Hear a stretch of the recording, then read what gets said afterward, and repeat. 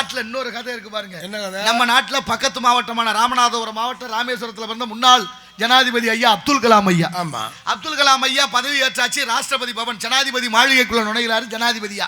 சரி, வாயிறு காவலன் ஓடி வந்து காலில் கிடந்த அந்த பாதரட்சங்கிற செருப்பை கலட்டுறாரு. கலட்டும் போது அவர் கையில் எடுத்தாரு. எதுக்கே எடுக்கிறேன்னு கேட்டாரு. ஐயா என் வேலை அதுதான், தொடச்சு சுத்தம் பண்ணி வைக்கிறேன், நீங்க திரும்பி வரும்போது கொடுக்குறேன் போட்டுக்கலாம்னாரு.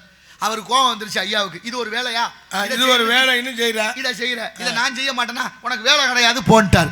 அவர் ரொம்ப வருத்தப்பட்டார். என்ன வந்தது வரும்னு என் வேலையை தொலைச்சு விட்டியல அப்படின்னாரு. அதுக்கு உடனே சொன்னாரு, இந்த வேலை இல்லை உனக்கு, ஆனா இந்த ஜனாதிபதிய மாளிகை முழுவதும் நல்லா மரஞ்சொடிகள் இருக்கு, அதனால 5 வருஷத்துக்கு அது போய் தண்ணி ஊத்து, அந்த வேலையை பாருன்ட்டார். இப்ப 5 வருஷம் இந்த நாட்டோட முதல் குடிமகன் ஜனாதிபதியா இருந்திருக்கிறாரு. அவர் தான் கையெழுத்து போடணும் மிக முக்கியமான வேலைகளுக்கு.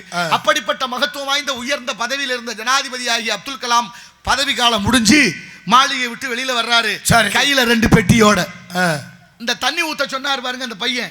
அவரை கூப்பிட்டு இங்க வாங்க தம்பி, இந்த 2 பெட்டியவும் கழுவி எடுத்து வைங்க மகிழுந்துலன்னு சொன்னார். அவர் சொன்னாரு, ஐயா தண்ணியை ஊத்துனா உள்ள இருக்க ஏதாவது நனைஞ்சு போயிருமே, ஒன்னும் கெட்டு போகாது, நனையாது, கழுவி வைங்க. கழுவி மகிழுந்துல எடுத்து வச்சாச்சு.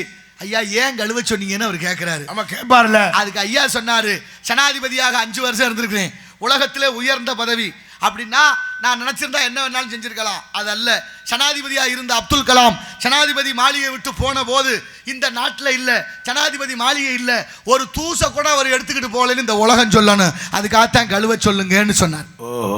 எவ்வளவு பெரிய மகத்துவம், எப்படிப்பட்ட தலைவர்கள்.